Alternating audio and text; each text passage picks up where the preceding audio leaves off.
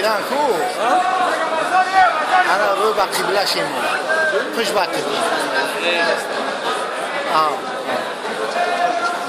Normal bu anda çıkıyor burayı. Hatta milyon muhabbet inşallah. Çıkan diyor ki şahit bir şey yok oldu. Muhtemelen bir soru hiç sorun ya. Sayılı milyon numara kayda da onu korumak lazım.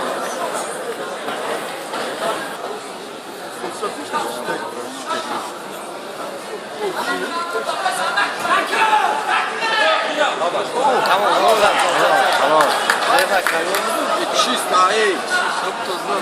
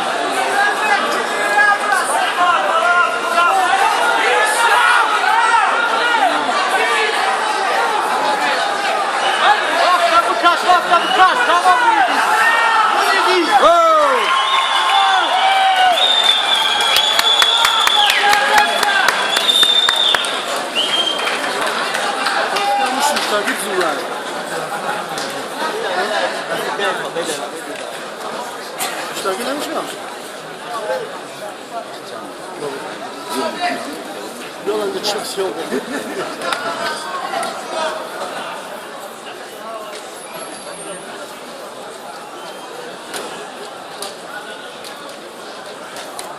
Takla bir akamiye konuda rahatsız.